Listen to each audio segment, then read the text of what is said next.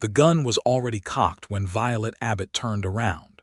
Cole Hargrove stood in the center of her kitchen, his silhouette dark against the pale morning light bleeding through the window, his revolver leveled directly at her chest.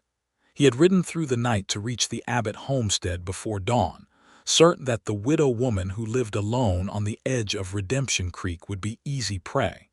He had been watching the property for 3 days. 3 days of noting her solitary routine, her small frame, the way she moved through the yard without a rifle on her hip. 3 days of convincing himself that this was the simplest job his gang had ever been handed. He was wrong about every single thing he believed. "I want the deed to this land," Cole said, his voice rough and flat as a desert stone. "And I want the $3,000 your late husband left in that iron box under the floorboards in the back room." Violet did not move. She did not flinch.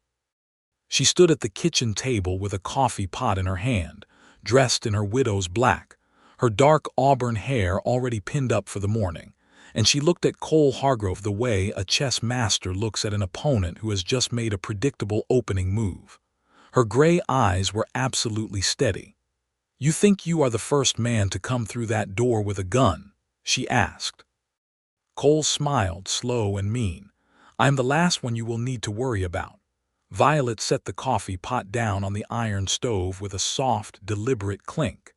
"Mr. Hargrove," she said, and the way she used his name made the blood drain slightly from his sunburned face because he had never told her who he was. "Before you take one more step in this kitchen, I want you to look down at the floor." He looked. The thin wire running across the base of the doorway behind him, connected to something he could not immediately identify in the shadows of the hall. Then his eye traveled to the window to his left, where a second wire ran taut along the sill. Then to the corner of the room, where a third line disappeared beneath the floorboards. He had walked into a web. Every point of entry into that kitchen was rigged with a trip mechanism connected to spring-loaded percussion caps. She had wired herself from materials available at the Redemption Creek General Store, modified with the mechanical precision of a woman who had spent 6 years studying engineering diagrams sent to her by her father in Philadelphia. The contraptions were not sophisticated enough to be lethal on their own, but they were more than sufficient to discharge a noise like a cannon shot, collapse the doorframe, and buy her enough time to reach the loaded Winchester Model 1873 carbine mounted beneath the kitchen table on a swiveling iron bracket she had welded herself. The barrel of that carbine was currently aimed at a point approximately 3 inches below Cole Hargrove's belt buckle. "Sit down," Violet Abbott said quietly, "and let us talk about what is going to happen next." That was the moment everything changed. But to understand how Violet Abbott came to be the most dangerous woman in Redemption County, and to understand how James Bailey rode into her life like a storm that neither of them had planned for, you must go back 6 weeks. Back to the day a federal marshal's deputy arrived at her door with news that would set every piece of this story in motion. The town of Redemption Creek, Colorado, sat in a valley between 2 dry ridges in the year 1882, and it was the kind of town that had grown too fast for its own good. The silver rush had brought money, and the money had brought trouble, and the trouble had arrived in the form of the Hargrove gang. Cole Hargrove and his 4 men had spent the better part of 2 years bleeding the valley dry, rustling cattle, robbing the stage, and pushing smaller landowners off their claims. The law in Redemption Creek consisted of one aging sheriff named Aldous Pratt who had more rheumatism than courage, and a deputy who had recently fled town rather than face the gang alone. Violet Abbott had arrived in Redemption Creek 3 years prior as the bride of Thomas Abbott, a good man who had made a decent life, running 300 head of cattle on 600 acres of bottomland along the creek. Thomas Abbott had died 14 months ago from a fever that took him in 4 days, leaving Violet alone with the land, the cattle, a modest savings, and an intelligence that the town of Redemption Creek had severely and consistently underestimated. They saw a widow. They saw a woman alone. they saw fragility. What they did not see was that Violet had spent the months since Thomas's death reading every law text she could obtain by mail order from Denver, studying the land deed records at the county office, teaching herself to reload ammunition with precise and practiced hands, and quietly reinforcing every structural weak point in her homestead with mechanisms of her own design. Her father, Edmund Abbott, had been an engineer who built bridges in Pennsylvania, and he had raised his daughter with a drafting pencil in her hand and logarithm tables at her bedside. Violet could calculate load-bearing tolerances and mechanical advantage with the same fluency other women used for baking measurements. Thomas Abbott had loved her for it. The town of Redemption Creek had simply never thought to look. The deputy who came to her door 6 weeks before Cole Hargrove's pre-dawn invasion was named Sully, and he was young enough to still be frightened of his own shadow. He told her that the federal marshal's office in Denver had reason to believe the Hargrove gang was planning to consolidate their landholdings in Redemption County through intimidation and forced deed transfers. Several families had already sold below value and left. Violet's land, he told her, was the prize holding in the valley. The bottomland along the creek, the water rights, the quality of the graze. Cole Hargrove wanted it, and Cole Hargrove had a reliable habit of taking whatever he wanted. Sully suggested she consider selling and moving to Denver.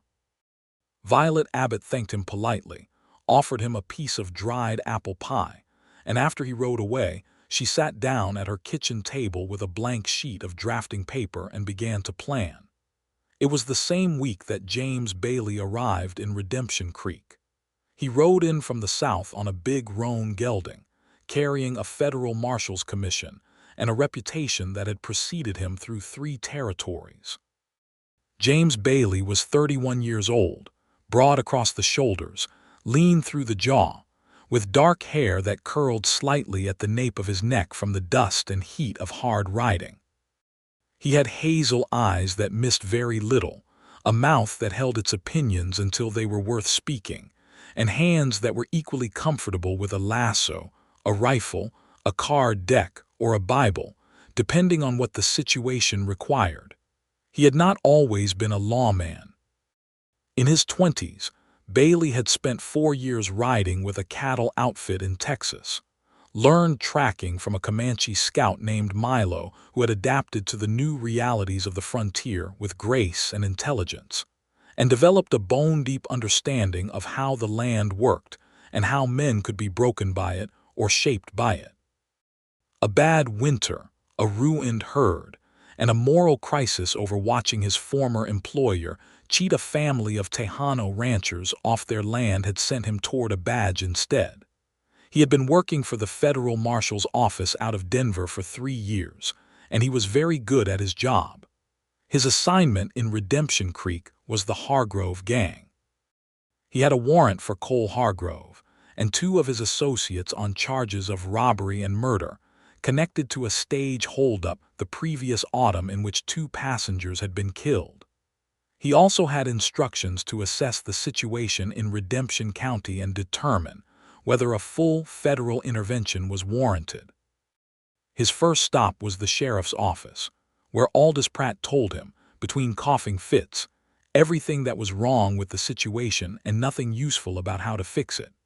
His second stop was the general store, where the proprietor, a compact man named Ezra Finch, told him in a low voice that the Hargrove gang had been making regular visits to collect what they called a peace tax from the local businesses, and that 4 families had already abandoned their homesteads in the last 6 months.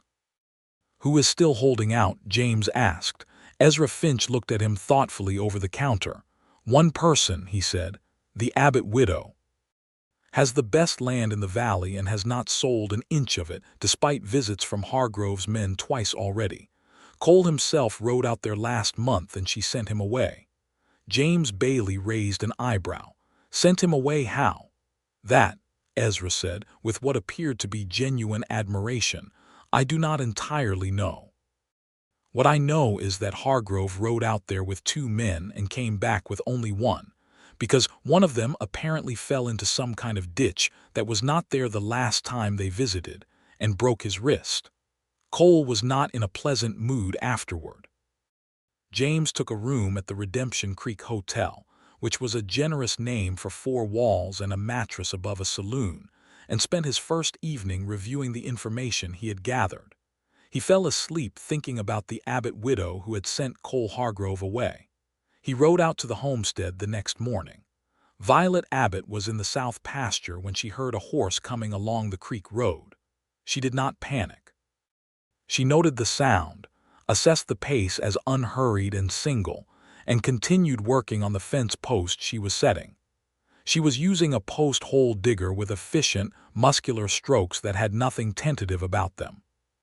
She was wearing a canvas work apron over her dress, her sleeves rolled to the elbows, her hair under a wide-brimmed straw hat, and she did not look up until James Bailey's roan gelding pulled to a stop on the other side of the fence line. "Mrs. Abbott," he said. She looked up then.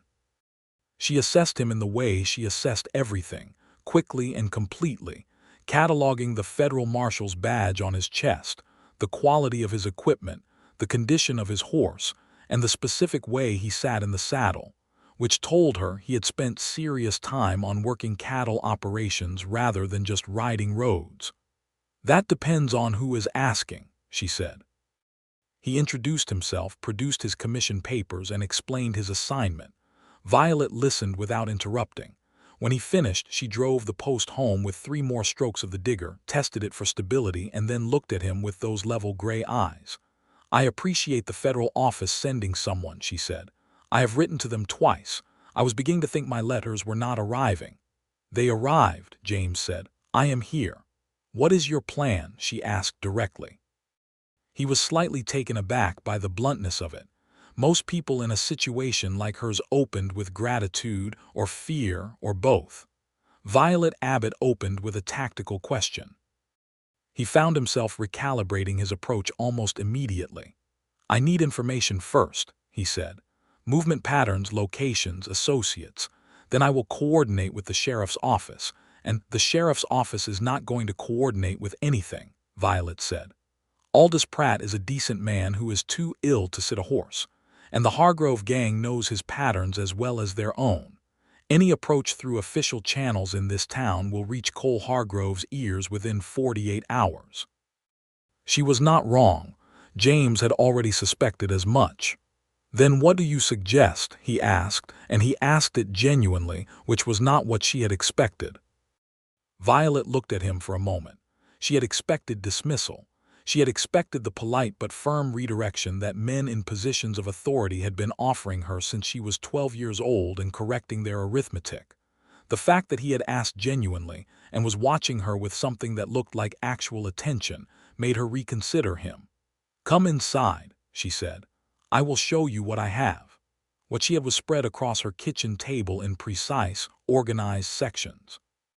There were maps she had drawn herself of the valley, the ridge trails, the likely approach routes to each remaining homestead, and the location of the abandoned Drummond mine, which she had identified through cross-referencing county records with the movement patterns she had observed from her property over the past 6 weeks.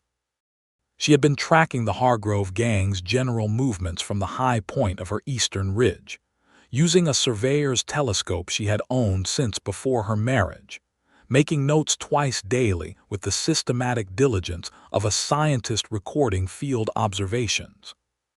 She had documented 7 individual riders, identified Cole Hargrove by his distinctive Palomino horse, and the fact that he always rode slightly ahead of the others, mapped 3 separate route patterns they used to approach and leave the valley, and identified the Drummond mine as their most likely base of operations based on the convergence of those routes and the fresh horse tracks she had noted on the mine access road during a scouting ride she had taken herself 2 weeks prior. James Bailey stood at her kitchen table and looked at what she had assembled, and he was quiet for a long moment. It was more useful intelligence than the federal marshal's office had managed to gather in 6 months of formal investigation. "You did this yourself?" he asked. "I did," Violet said. "When?" Over the past 6 weeks, since Deputy Sully told me Hargrove was targeting my land." She paused. "I decided that waiting to be victimized was a less effective strategy than understanding exactly what I was dealing with." James looked from the maps to the woman who had made them, and something shifted in him that he did not immediately have a name for. He had worked with experienced scouts and trained military surveyors who produced less precise documentation than what was spread on this kitchen table. He had spent his career in a world that consistently underestimated certain people, and he knew the particular quality of suppressed capability when he saw it. In Violet Abbott, he was seeing capability that had never been suppressed at all, only unwitnessed. "This changes my approach significantly," he said. "I hoped it might," she said, and for the first time, a small, controlled smile appeared at the corner of her mouth, just for a moment before she gathered it back in.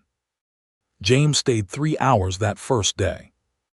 They worked through the maps together, and he contributed what he knew from his own reconnaissance that she did not have, which was primarily specific information about the 2 gang members named in the federal warrants. She contributed what she had that he did not, which was the granular topographical knowledge of someone who had walked every acre of that valley personally, and understood its mechanical possibilities in ways that went beyond simple familiarity. When he prepared to leave, he paused at the door. "You should not be out here alone," he said. "With Hargrove escalating, I am aware of the risk," Violet said. "I am managing it." "I know you are. That is not what I said." He looked at her carefully. "I said you should not have to be alone in managing it. That is a different statement." She blinked. The distinction landed differently than she had anticipated. She was accustomed to men telling her she could not manage things, or that she should not try, or that she needed a man's protection as a replacement for her own agency. James Bailey had said something else entirely. He had said she deserved support, not substitution. "Come back tomorrow," she said after a moment. "I have more to show you." He came back the next day and the day after that. In the mornings, they worked the maps and planned. Violet explained her assessment of the gang's likely next move, and James cross-referenced it against what he knew about Cole Hargrove's operational patterns from his federal file. They were a remarkably effective analytical team, finding that their approaches were complementary in ways that each found genuinely surprising. Violet's precision and systematic methodology balanced James's experiential intuition and field intelligence. He caught things she had not considered about human behavioral patterns under pressure. She caught things he had not considered about mechanical and structural possibilities. In the afternoons, when the planning work was done and the day was long and warm, the conversations changed. He helped her with fence work one afternoon, and she noticed the way he handled the tools with the ease of someone who had done real physical labor, not the condescending performance of a man trying to prove something to a woman. He worked alongside her, matching her pace, respecting the method she had established. "You were a rancher," she said. 4 years in Texas," he confirmed. "Pico's country. Long drives up through Oklahoma. What made you leave it?" He was quiet for a moment, his hands working a wire splice with practiced efficiency. "Something I watched that I could not continue to be part of," he said. "A family lost their land through a legal mechanism that was technically lawful and morally rotten. I spent a week deciding what kind of man I wanted to be afterward." Violet looked at him. "And what kind did you decide?" "The kind that tries to use the law for the people it was supposed to protect instead of the people with the most money to bend it," he said.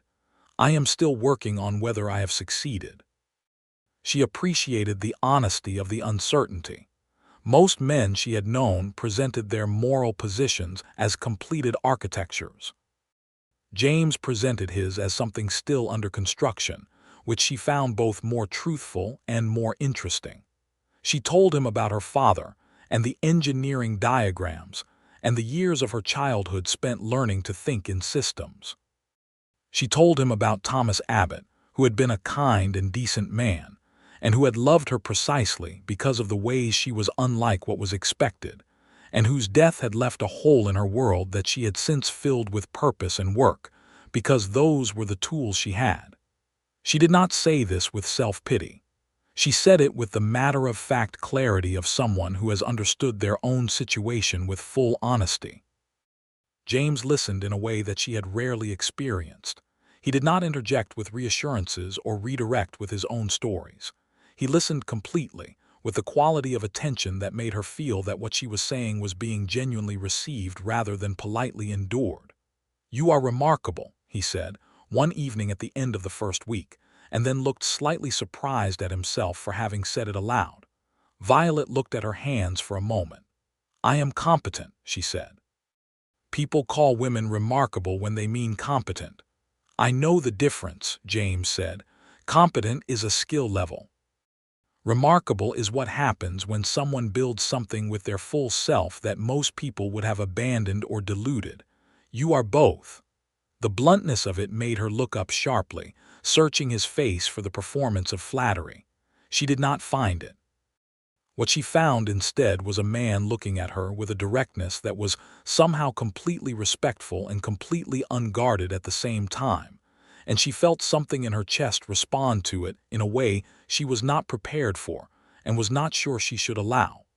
She picked up a pencil and bent over the maps again, and he let her, and neither of them mentioned it again that evening.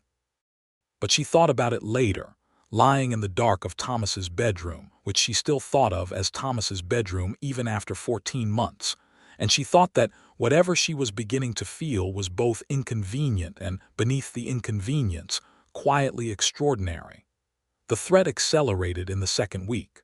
One of the ranchers north of the creek, a man named Harold Mears, had his barn burned on a Wednesday night. He was gone by Friday, his family loaded into a wagon, his land deed already transferred to a company that Violet had identified through the county records, was registered to a man named Alton Briggs, who was Cole Hargrove's brother-in-law. The pattern was crystal clear. Hargrove was not just intimidating people. He was building a land empire through terror and legal manipulation simultaneously, which suggested he either had legal counsel or someone in the county system helping him. Violet brought this to James the next morning, along with the county records she had obtained by riding into town the previous day and spending 2 hours in the county clerk's office reviewing the deed transfer ledger. "Briggs," James said, studying the documents. "That name came up once in the federal file, tangentially. I did not have enough to act on it then." He looked at her across the table. "How did you identify the connection?" "Corporate registration records," she said. "Briggs Holdings is registered in the county, and the registration document lists Cole Hargrove's sister as a secondary stakeholder. I cross-referenced the sister's name from the wanted poster file in the sheriff's office, which I reviewed the first week after Deputy Sully's visit." James put down the document. He looked at her with an expression she had not yet seen on his face, something beyond the professional respect that had been building steadily across their working sessions. This was something closer to awe. "You walked into the sheriff's office and reviewed the wanted files," he said. "Sheriff Pratt is not well," Violet said. "He was grateful for the company and did not object when I asked to look at the organized files. I was very tidy about it." A slow smile broke across James Bailey's face, and it transformed him in a way that did something significant to Violet's composure. It was a smile of genuine, helpless admiration, wide and warm and completely unguarded, and it arrived on a face that was otherwise accustomed to careful reserve, which made it all the more effective. "Violet Abbott," he said. "James Bailey," she replied, with precisely the same cadence, and they looked at each other for a moment that lasted slightly longer than was strictly professional. She cleared her throat. He looked back at the documents. "This changes the legal strategy," he said. "If there is a land fraud component, the federal jurisdiction is broader. I can bring in additional resources from Denver." He paused. "It also means Hargrove is going to escalate before I can move through official channels. He will know that anyone reviewing these records is a threat." "I am aware," Violet said. "This is the part where I am going to say something and I need you to hear it as what it is, which is not an instruction or a dismissal," James said carefully. She waited. I need to ask you to be more careful than you have been, not because you cannot protect yourself, because I have seen sufficient evidence to believe you can, but because Hargrove is escalating and the gap between what you have prepared for and what he is capable of is narrowing. Not eliminated. Narrowing. He paused. And because the thought of something happening to you has become personally important to me, separate from the professional situation, and I am being honest about that because you deserve honesty. The kitchen was very quiet. I appreciate the honesty, Violet said after a moment. Her voice was steadier than she felt. I'm not asking you to do anything differently, he added quickly. I'm not telling you to wait in the house or defer to me. I'm just saying that I would like to know you are exercising the full caution that you are capable of, because you are capable of full caution, and because it matters to me. It matters to me as well, she said quietly, that you are careful. They looked at each other, and the words sat between them like something solid and acknowledged. Outside, a meadowlark called once from the fence post in the south pasture, and the day continued. Over the following days, James began sleeping in the small barn adjacent to the house. Violet had offered him the spare room, which he had declined on the grounds that it was more appropriate for him to be positioned at the perimeter, and they had both understood without saying it that the offer and the decline were both about something slightly more complex than tactics. He was respecting a boundary she had not explicitly drawn, but that existed in the architecture of who she was, and what she had been building for herself in the 14 months since Thomas's death. She appreciated it with an intensity she did not articulate. He was there at dawn, and sometimes she would hear him moving before she was fully awake, and the sound of another person's purposeful, careful presence had an effect on her that she analyzed with the same honesty she brought to everything else in her life. She was not dependent on it. She did not need it, but she had not realized how much she had missed it until it was there again. They ate dinner together most evenings at the kitchen table, and the conversations ranged from tactical planning to Thomas's engineering journals, which James had asked about and which she had eventually brought out from the shelf where she kept them, and to the question of what law in the territories was supposed to mean and what it too often meant in practice, and to smaller things, the way the light changed on the eastern ridge at different times of year, the particular quality of a Colorado summer, the specific sound of the creek in the evening. One night he told her about a girl he had thought he loved in Texas, who had married his foreman instead, and he told it without bitterness, just with the retrospective clarity of someone who had understood eventually that what he had felt was loneliness reaching for the nearest available warmth rather than anything deeper. How do you know the difference? Violet asked. Between that and something real. He thought about it for a long time, long enough that she wondered if he was not going to answer. Then he said, I think real is when the other person's specific self is the point, not just the warmth of having someone there, but that particular person, the way they think, the way they move through the world, what they have built themselves into being. He paused. That is the only test I have found. She was quiet after that because she was already applying the test and the results were not ambiguous. On the 12th day, one of Hargrove's men rode past the property at midday. He did not stop. He just rode past slowly looking, the way a man looks at something he is planning to take. James was on the ridge with the surveyor's telescope when it happened, and Violet was in the yard, and she did not react, did not go inside, did not reach for anything. She simply continued what she was doing, which was repairing the gate hinge with a wrench and a specific kind of deliberate calm that James, watching from above, recognized as the controlled stillness of someone who has made peace with being observed by an enemy because they know something the enemy does not. He came down from the ridge that evening and found her at the kitchen table with a new sheet of drafting paper. He is sending scouts, James said. I know, Violet said. I expected it. They will report back that I am here alone and apparently undefended. Cole Hargrove will come personally within a week. He prefers to handle the larger landholdings himself. How do you know that? She looked up from the paper. Because I read about him. There was a deposition in the federal court records from the Larimer County case 2 years ago. A witness described his operational preference. He sends men first to scout and confirm vulnerability, then comes personally when the property is significant. He has an ego about the significant ones. She paused. He will likely come before dawn, probably in 5 to 7 days. James looked at the paper she was drawing on. It was a precise diagram of the kitchen and its approaches, with small notations in her neat engineer's hand at each entry point. "You are setting up the kitchen," he said. "I am finalizing the kitchen," she corrected. "I began setting it up 10 days ago."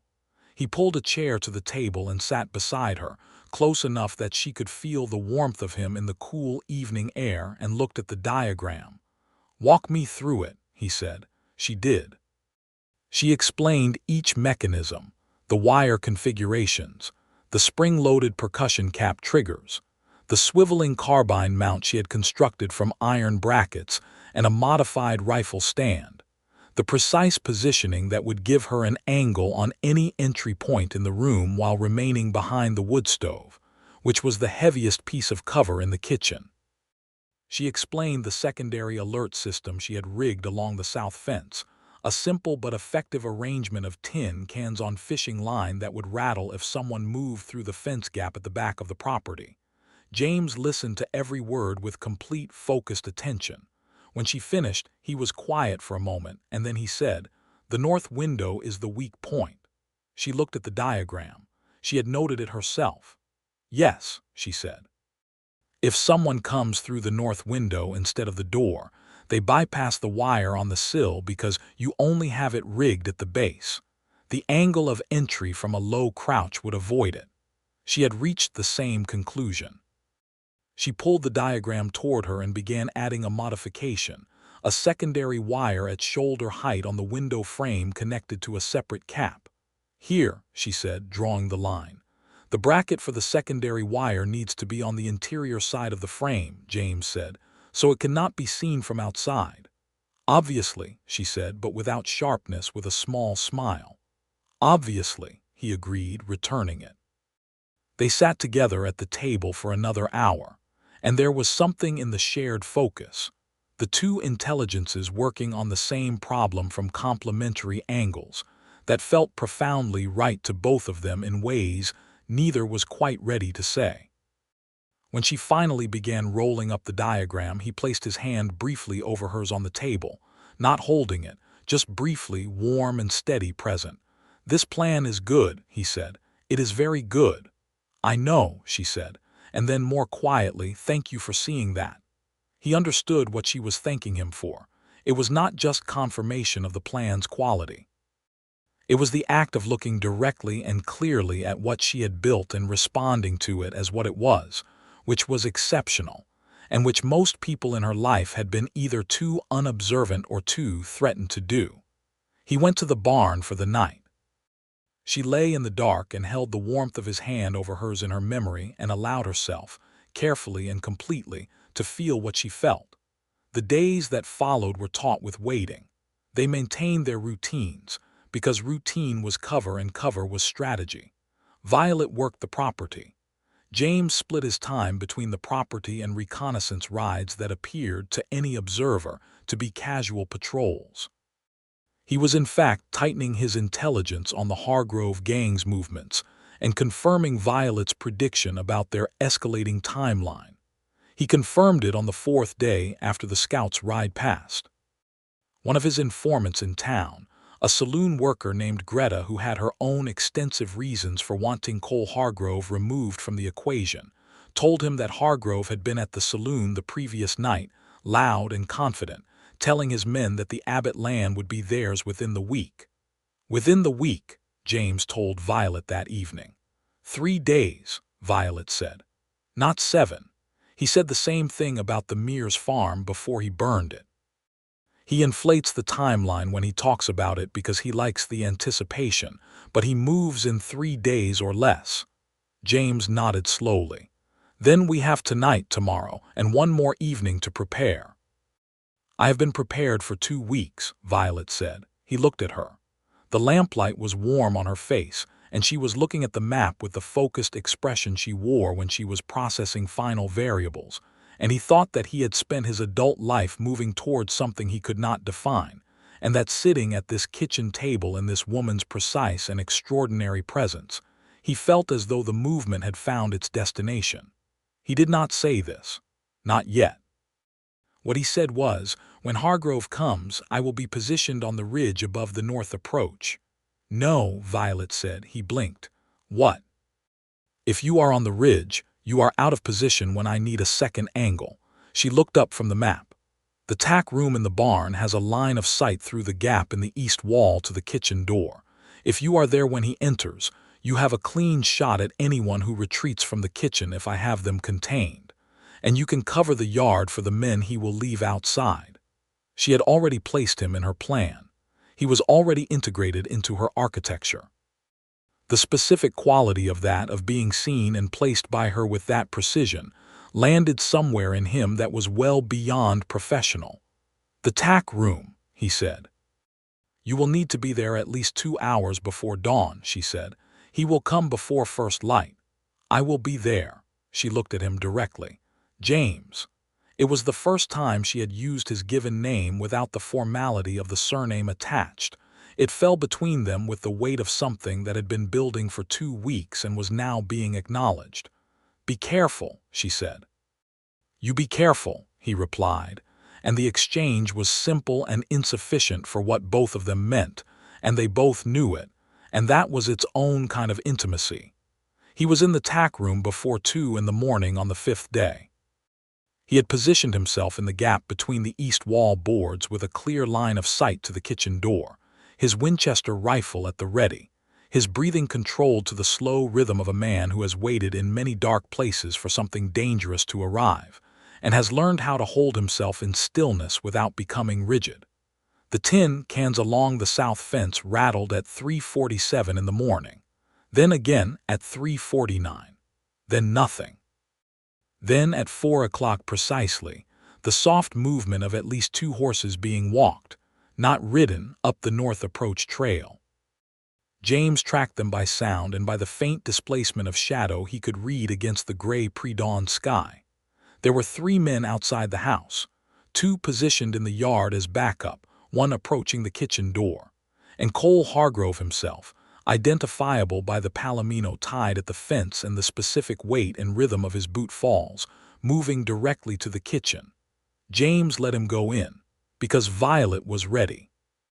Inside the kitchen, Cole Hargrove found a widow woman at the stove with a coffee pot in her hand, and he thought it was the easiest thing he had ever done, and he was wrong in every specific way it was possible to be wrong. He told her what he wanted. She set down the coffee pot. She said his name, and he felt the first cold finger of wrongness. Then she told him to look at the floor. He looked at the wires, and the wrongness became something closer to fear. And then she told him to sit down, and the barrel of the carbine was already on him from under the table. And Cole Hargrove, who had built his entire operational identity on the premise that women alone were easy targets, sat down in Violet Abbott's kitchen chair and discovered that the most dangerous person in Redemption County had known he was coming for 2 weeks and had arranged the room around his arrival. "You are going to tell me about Alton Briggs," Violet said. She had pulled the carbine from its mount and was holding it with the ease of someone who had practiced the motion until it was as natural as lifting a coffee cup. "And about the county clerk who has been facilitating the deed transfers, and about every family you have forced off their land in the past 2 years. Cole stared at her. "You cannot—" "I am not asking," she said. "The federal marshal's deputy is in the barn. He has been listening since I said your name. This conversation is evidence." She paused. "Or you can make a decision that results in a different kind of mourning. That choice is yours." He made the right choice. He was not a brave man, Cole Hargrove. He was a bully, which is a different thing entirely, and bullies, Violet had observed, fold very quickly when the terrain reveals itself to have been controlled by someone other than themselves. He talked. James moved when he heard the first sentence of confession, stepping out of the tack room and crossing the yard to the kitchen door. He had already dealt with the two men outside, efficiently and without serious injury, using methods that would have impressed even Violet, involving a specific piece of fence lumber and the element of complete surprise. He entered the kitchen to find Violet standing with the carbine and Cole Hargrove in the chair, talking fast and miserably. James looked at the scene in front of him. He looked at Violet. She met his eyes across the kitchen over Cole Hargrove's head, and in the controlled gray dawn light of her kitchen, with the trap she had built around her enemy and the carbine balanced in her precise hands, and the victory written not in triumph, but in the calm exactitude of a plan fully executed, she was the most extraordinary thing he had ever seen in his life. He crossed the kitchen. He put the handcuffs on Cole Hargrove with practiced efficiency, and then he straightened up and looked at her again. "Every trap," he said quietly. "Every single one," she agreed. The aftermath of Cole Hargrove's arrest moved quickly once the federal mechanism engaged. James sent a telegraph to Denver from the Redemption Creek office at 7 in the morning, and by noon 2 additional federal deputies had ridden in from the regional office. Hargrove's remaining men, demoralized by the arrest of their leader and the news that 2 of their number had been taken down without shots fired, surrendered without significant incident at the Drummond mine when James led the deputies there using Violet's maps, which proved accurate to within 50 yards at every turn. Alton Briggs was arrested in his town office at mid-afternoon. The county clerk who had been facilitating the fraudulent deed transfers was identified from Hargrove's confession and taken into custody. The legal mechanism for voiding the coerced deed transfers, which was complex and took several weeks to fully execute but was ultimately successful, was set in motion by the federal prosecutor who arrived from Denver 3 days later. The families who had fled began to receive letters confirming that their land rights were intact and that legal proceedings had been initiated. 3 of the 4 families eventually returned. Harold Mears rebuilt his barn. The town of Redemption Creek exhaled a breath it had been holding for 2 years. James remained in Redemption Creek through the investigation and the initial legal proceedings, which took 5 weeks. During those 5 weeks, the nature of his relationship with Violet Abbott continued to evolve, with the particular honesty and care that characterized everything she did, and the particular attentiveness and solidity that characterized him. He was a constant presence at the homestead during the investigation period, both because the property was still technically a crime scene requiring documentation, and because neither of them was particularly willing to accelerate the reduction of legitimate reasons for him to be there. They both understood this without discussing it. On the 3rd week, they were walking the fence line in the long evening light when he stopped at the place where the south pasture opened toward the creek, and he said, "I need to tell you something." She stopped beside him and waited. "My assignment here ends when the case transfers to the federal prosecutor," he said, "which will be approximately 2 weeks from now. I will have a new assignment from Denver, and it will likely take me somewhere else." The evening light was orange and flat across the grass. A red-tailed hawk turned slow circles above the eastern ridge. "I see," Violet said. "I do not want to go," he said. He turned to look at her. "I want to be more specific than that. I do not want to leave here. I do not want to leave you. What I have here, what we have been building here, this specific thing between us that is unlike anything I have had before, I want to find a way to continue it." "You have a commission," she said. "I know. And I have 600 acres and 300 head of cattle that do not run themselves." "I know that too." They looked at each other. "Then perhaps," Violet said carefully, "you should think about what kind of solution you want to propose and propose it properly, because I am not interested in uncertain arrangements." "Uncertain is not what I had in mind," James said.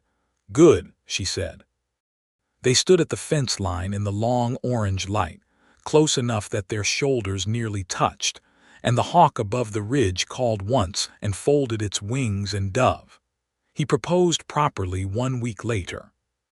He arrived at the homestead in the early evening on a Thursday, which was significant because Thursdays had become, over the course of 5 weeks, the evening she set aside from work in favor of cooking a proper dinner, a habit that had begun as practical necessity and had become, without either of them formally acknowledging it, a ritual of togetherness. He arrived with a spray of wildflowers he had gathered from the ridge meadow, which was not a sophisticated gesture, but was a genuine one, and he stood at her kitchen door with the flowers and his hat in his hand, and said that he had spoken to the federal marshal's regional office about a permanent reassignment to the Redemption County area, which was logistically possible given the ongoing need for federal oversight in the region, and that he would like very much, if she was willing, to build something here with her that lasted, and that he was asking her to consider marrying him. Violet looked at him for a long moment. She looked at the wildflowers. She looked at his face, which was as honest and open as she had ever seen it, with the careful hope of a man who has made himself completely available to either outcome. "I need you to understand something," she said. "Tell me." "I will not diminish what I am for convenience or for comfort," she said. "I will not stop thinking the way I think or working the way I work or solving the problems I find interesting. Whichever man I marry will be married to the full version of what I am." "I am aware," James said. "That is explicitly what I am asking to marry." She took the wildflowers. She stepped back from the door and held it open. "Come in," she said. "Dinner is almost ready. Is that a yes?" "It is very much a yes," she said. And the smile she gave him then was wide and warm and completely without her usual restraint, and he stood in the doorway with every bit of his careful composure dissolved into pure and uncomplicated joy. They were married in the Redemption Creek Church on a Saturday morning in late September of 1882, 6 weeks after Cole Hargrove's arrest.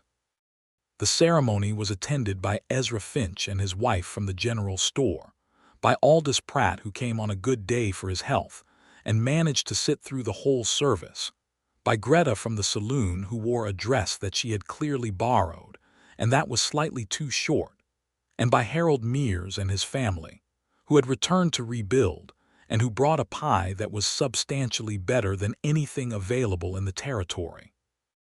Violet wore a dress of deep blue rather than white, because she was a widow, and because blue suited her better, and because she had never been the kind of woman to perform convention for the sake of it. She carried the same wildflowers that James had brought her the night he proposed, pressed and arranged into a small, neat bouquet.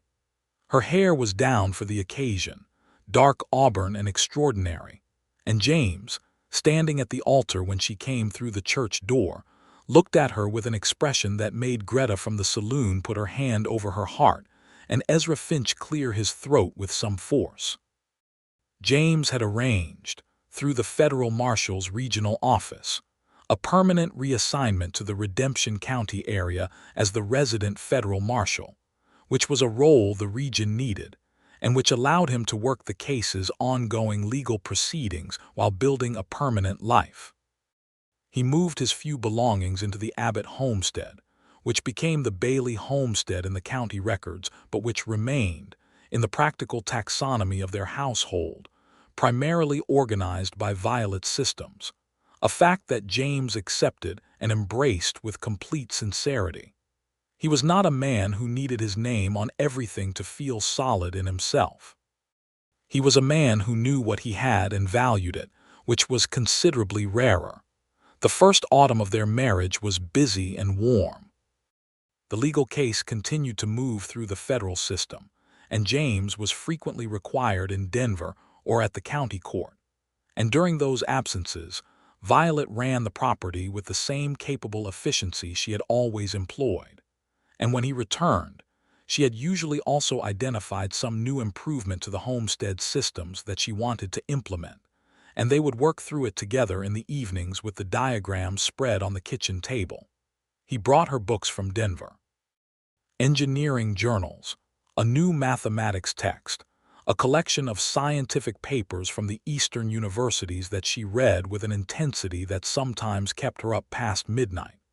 He had learned what she loved and he fed it, not to please her, though it pleased her enormously, but because seeing her intelligence engaged and energized was one of the genuine pleasures of his life. She taught him to read topographic maps the way she did, with a mathematical eye for what the contours implied about drainage and load distribution. It took him 3 weeks and he was never as fast as she was, but he was eventually competent, and the evening she looked at his reading of a particular survey map and said, with complete seriousness, "That is correct, you read it correctly." He felt more pride in the approval than he had in the commendations he had received from the federal marshal's office. In October, 1 month after their marriage, Violet told him that she believed she was expecting a child. She told him in the morning, at the kitchen table, with the characteristic directness she brought to significant information. She said that she had been tracking the relevant indicators for several weeks and was confident in the assessment. James was quiet for a moment that stretched long enough that she looked up from her coffee cup to check his expression. His expression was something she had not seen before, something luminous and stunned, and so wide open that she felt her own throat tighten in response. "Violet," he said. "I am quite certain," she said. He reached across the table and took her hand, both of her hands in both of his, and held them with the careful solidity that was the most characteristic thing about him. "Are you well?" he asked. "Are you feeling well?" "I am feeling perfectly well," she said. "I intend to continue working at full capacity for as long as is practical." "Of course," he said. And then again just, "Violet." "I know," she said. The winter was long and cold and full of the particular warmth of a house that has become a home inhabited by two people who are genuinely glad to be in it together. James took on more of the outdoor work in the coldest months without being asked, finding the balance between support and substitution, with the same instinct he had shown from the beginning. Violet modified her workshop routines to accommodate the progression of the pregnancy, making adjustments based on her own careful physical assessment, declining to be less than she was while also being honest about what the situation required. She was still working the engineering diagrams at the kitchen table in February, when the snow was deep outside and the creek was frozen and the cabin was warm with the wood stove going full, and James came in from checking on the cattle and found her with a new set of plans spread before her. "What is this one?" he asked, unwinding his scarf. "I am redesigning the water management system for the spring thaw," she said. "The east drainage causes flooding in the lower pasture every April. I have been thinking about a diversion channel here and here. It requires digging when the ground thaws, but the mechanics are straightforward." He came to stand behind her, looking over her shoulder at the diagram, and then he put his cold hands on her shoulders and bent and looked at the plan more carefully. "You would need to account for the grade change here," he said, pointing. "This section runs uphill against the natural flow." She looked where he was pointing. She had known there was something she had not quite resolved in that section, and she saw immediately that he had identified it precisely. "Yes," she said. "That is the problem. I have been working around it." "What if you bring the diversion here instead?" he said, tracing a modified route with his finger. "It adds 20 yards of dig, but it follows the natural grade." She looked at his proposed adjustment and saw that it was correct. Simple, practical, and correct. "That is better," she said. "Your system, my 20 yards," he said, and kissed the top of her head and went to pour himself coffee. She sat with the modified diagram and felt a happiness so specific and complete that it was almost architectural, like something with load-bearing walls and proper drainage that would stand through any weather. She had not known that love could feel like this, like someone who made her work better rather than smaller, like a partnership of full equals where each was genuinely enhanced by the other's presence. She thought Thomas Abbott had loved her truly and well. She still believed that, but what she had with James Bailey was something she had not known to imagine, and she was grateful for it with a depth that sometimes surprised her when it arrived.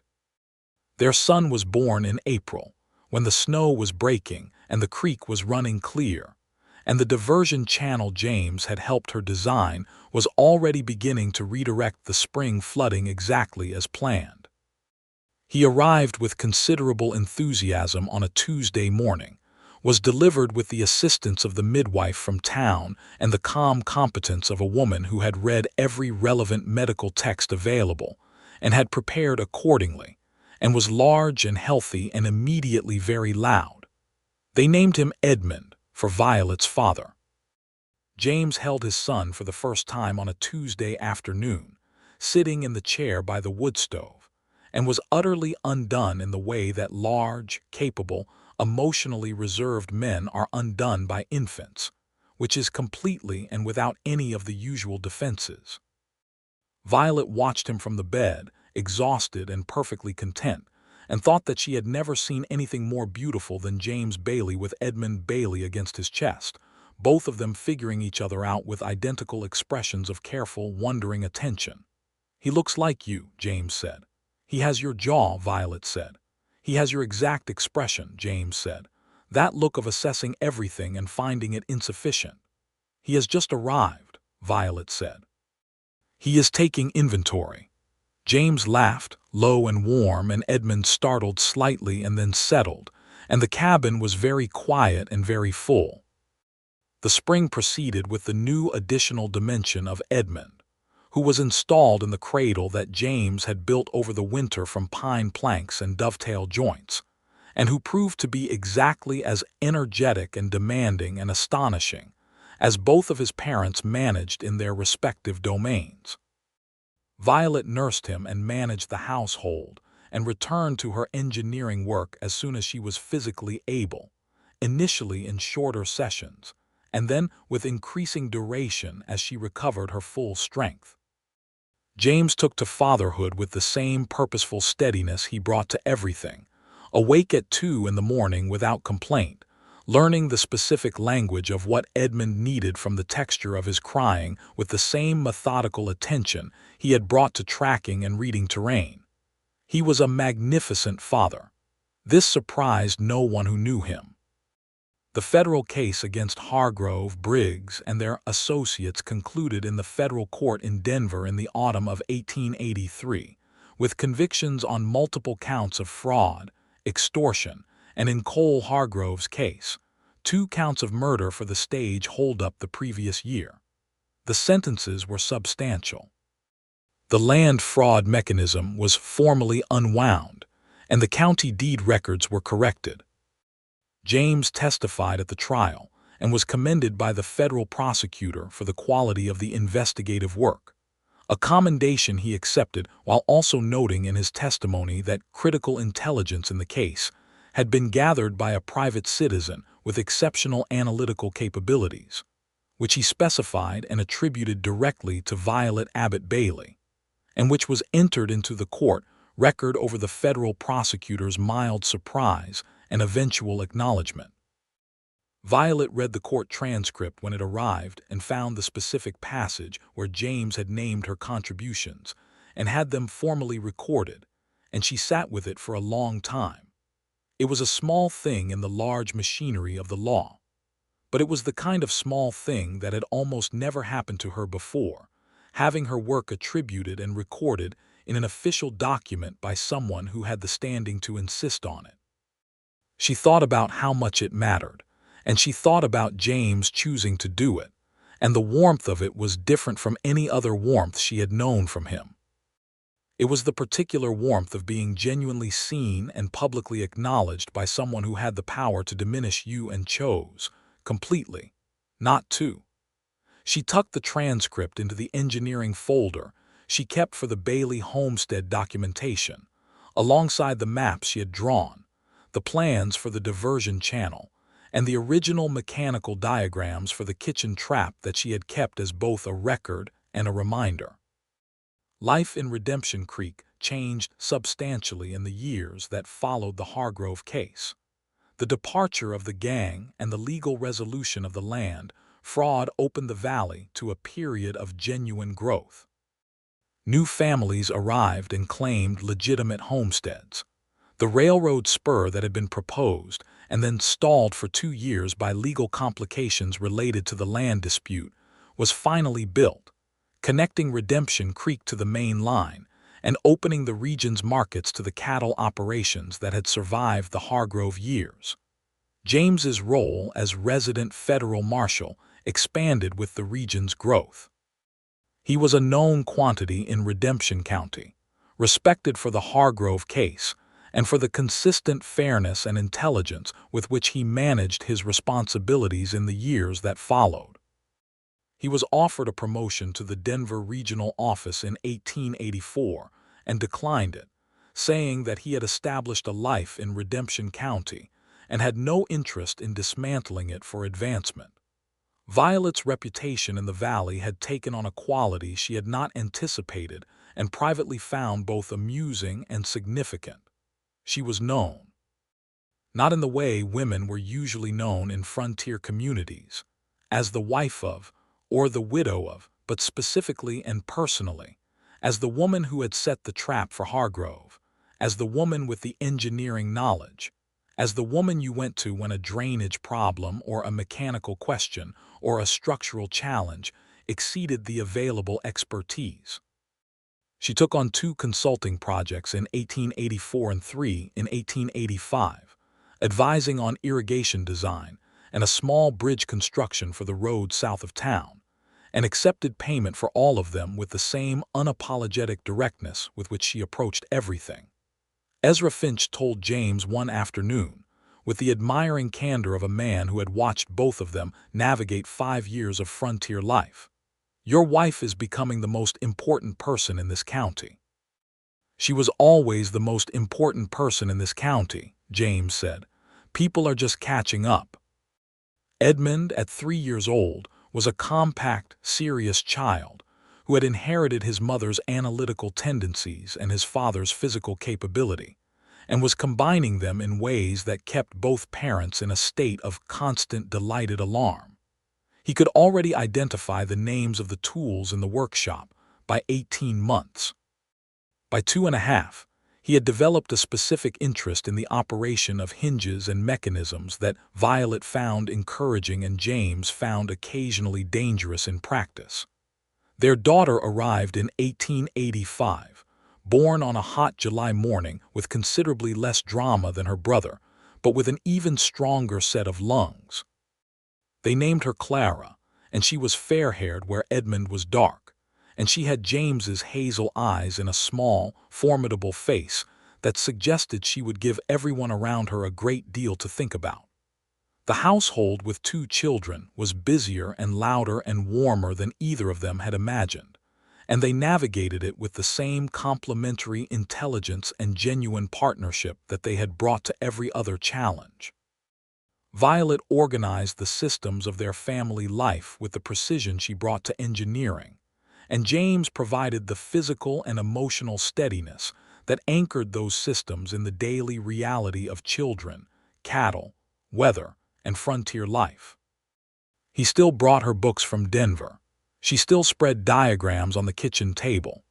They still had dinner together in the evenings when he was home, and he still listened with complete attention when she had something to say, and she still applied the full force of her intelligence to the problems he brought to her, and which she could help him think through.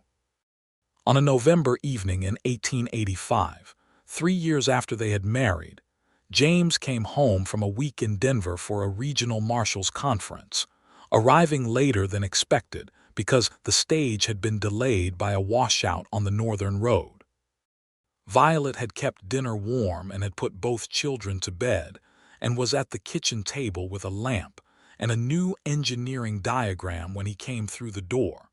He stood in the doorway and looked at her.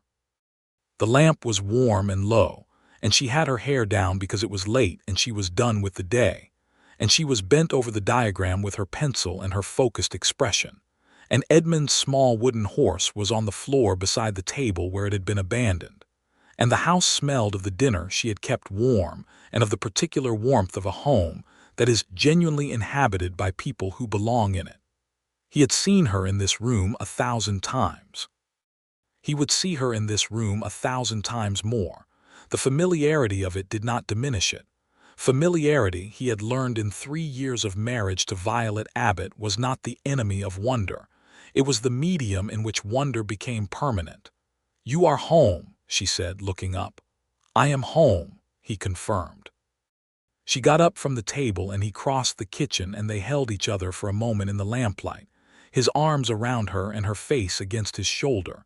The long week of absence acknowledged and closed in the specific language of people who know each other all the way through.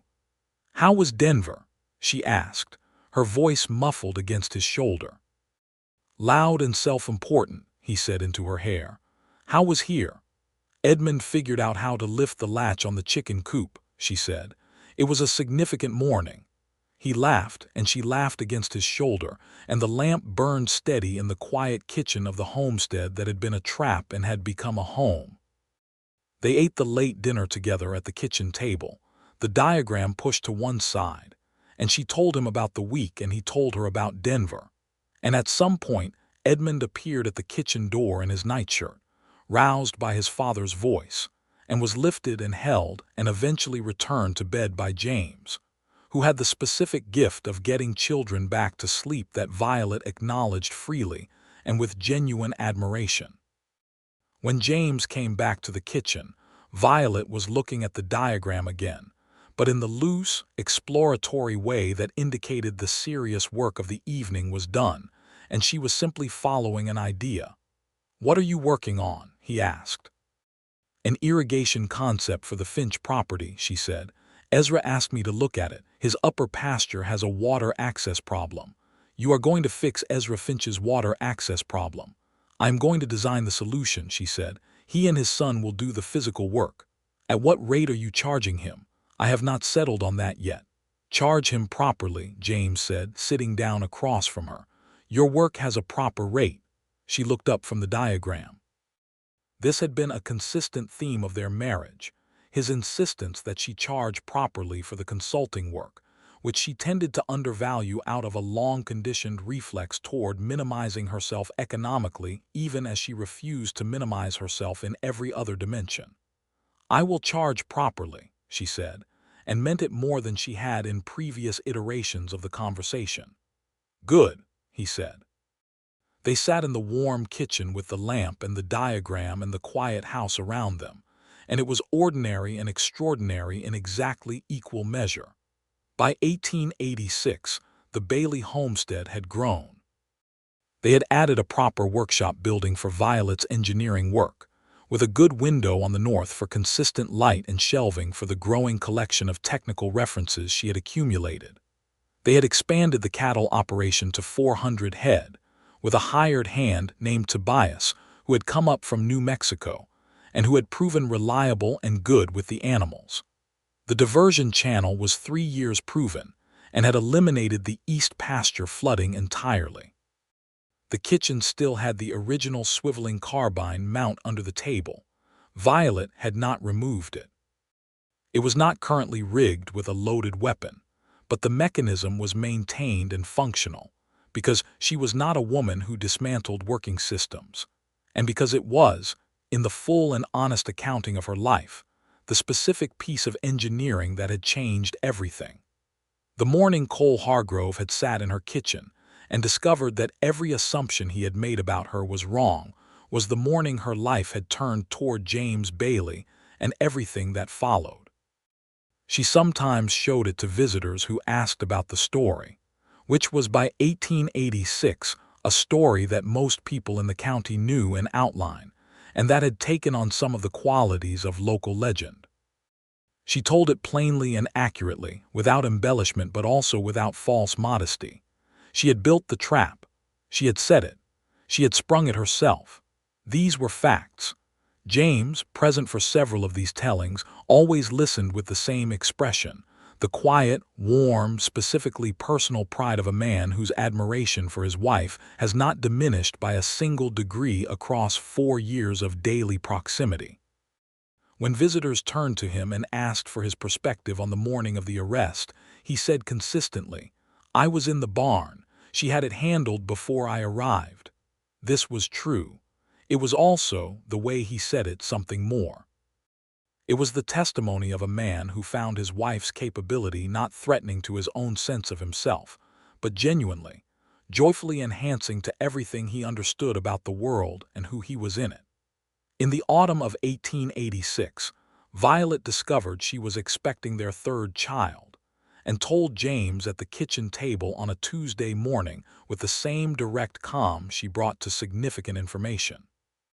He reached for her hands across the table with the same certain warmth he had shown the first time, and the second time, and that she knew would characterize every iteration of this moment for the rest of their lives. Edmund, now 4, was told about the new arrival with appropriate but not excessive ceremony. He received the information with the analytical gravity of a child who has inherited his mother's processing style, and then announced that he hoped it would be a boy because he had questions about the chicken coop latch that he felt required a collaborator.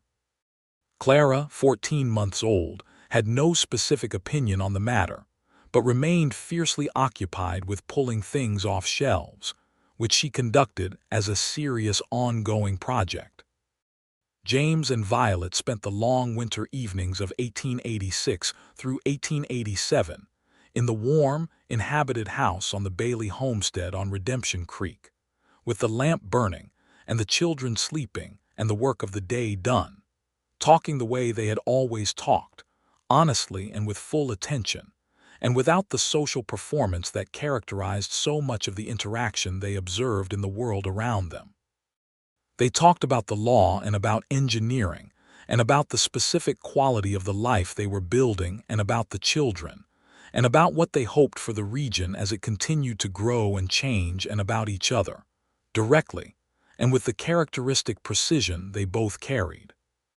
On a March evening of 1887, when the snow was beginning to ease and the creek was starting to murmur with the promise of thaw, James put down the report he had been reviewing and looked across the table at Violet, who was working on a modification to the Finch irrigation plan, and whose lamplit face in its focused concentration was the most familiar and most extraordinary sight in his world. "I want to say something," he said. She looked up. "I have been trying to find the language for it for some time," he said, "because you deserve language that is accurate, not approximate." She waited with the quality of attention that was one of her specific gifts. "When I came to Redemption Creek in 1882, I had a commission and an assignment," he said. "I had been a capable man doing a useful job for a long time.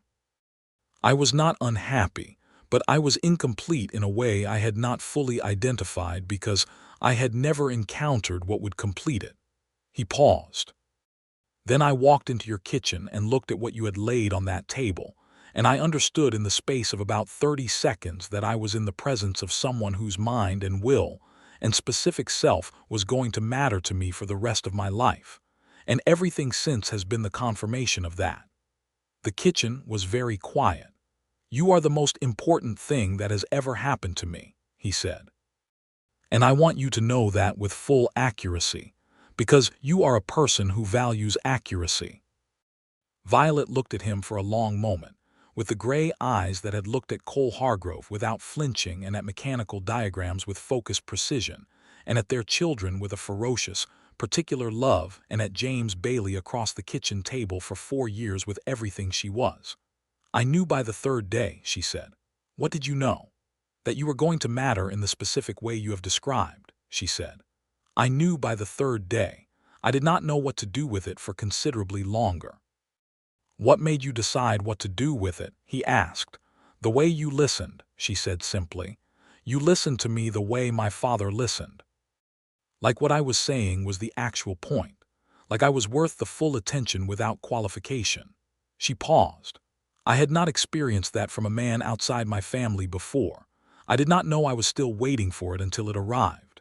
He got up from his chair and came around the table, and she stood, and he held her face in his hands with the careful, certain tenderness of a man who knows exactly what he holds, and they stayed like that for a moment, forehead to forehead, in the lamplight. "Edmund James," she said eventually. "If it is a boy," he blinked, then understood she was naming the new baby. "Edmund James," he agreed, "after both of our fathers." "Or Margaret if it is a girl," she said. "My mother's name." "Either one," he said. "Either one is exactly right." The baby arrived in June of 1887 in the long light of a summer evening, and was a boy, Edmund James Bailey, called James by his parents to distinguish him from his brother Edmund, and called many other things by Edmund himself as they grew up together on the Creek land that their mother had refused to surrender and their father had helped secure.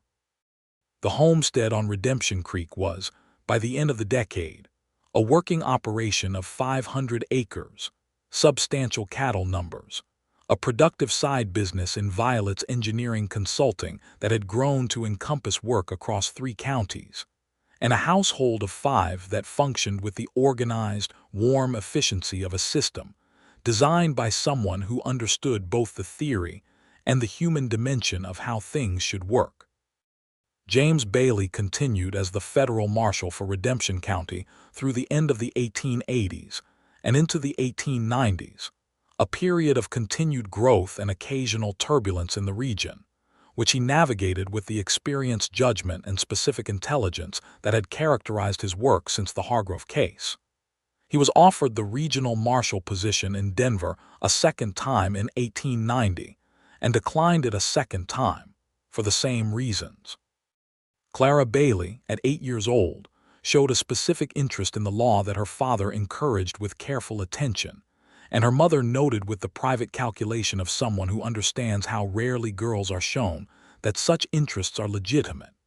She sat in the evenings with her father's casework documents and asked questions with a precision that made James look at Violet with an expression that said, simply, "Yours," and Violet return it with an expression that said, "Also yours." Edmund, at 9, was deep in a collaborative project with his mother involving the redesign of the workshop storage system, which he was executing with a thoroughness that exceeded what she had asked for, and which she recognized and encouraged as the beginning of a genuine aptitude. James the younger, at 3, was the chaos element of the household, cheerful and tireless, and utterly without the analytical reserve that characterized his older siblings, and who brought to the family dynamic the specific gift of pure, undiluted joy in the present moment that neither of his parents was naturally inclined toward, and that they both recognized with wonder and gratitude as something they needed. On the last day of 1889, on a cold and brilliant New Year's Eve with the snow deep and the stars sharp, and the wood stove burning hot in the kitchen, Violet and James sat together at the kitchen table after the children were in bed with the remains of the holiday dinner between them, and a bottle of good wine that James had brought from Denver, and they were quiet together in the specific way of people who have been together long enough that silence is a full language. "Tell me something true," James said, which was a game they had played on and off since the early days, borrowed from the kind of conversation they had always had. Violet looked at the kitchen around her, at the wood stove and the lamp and the carbine mount under the table that she had built with her own hands in the weeks before her life changed, at the maps still tacked to the side wall of the kitchen, not the originals but the most recent survey maps of their land, annotated in both their handwriting. "I am exactly where I am supposed to be," she said, "doing exactly what I am supposed to be doing, with exactly the person I am supposed to be doing it with." She paused. "I did not expect to be able to say that. I did not think it was a thing that happened." "It happened," he said. "It happened," she agreed. He reached across the table and took her hand, and they held each other's hands in the lamplight of the kitchen where she had set her trap and changed everything, on the last night of a decade that had given them each other, and the children and the land and the life. And outside the snow fell clean and silent on the valley of Redemption Creek, and everything was settled and whole and good. The Redemption Creek morning came up clear, and cold the way the best mornings did, with the sky a brilliant hard blue above the ridges and the creek running dark beneath its icy edges. James Bailey stepped out of the homestead door at first light to check on the cattle, and on the south fence post a meadowlark was already singing, indifferent to the cold, giving everything it had to the New Year morning. Inside, Violet Abbott Bailey was at the kitchen table with a fresh sheet of drafting paper and a cup of hot coffee, beginning something new. She always was.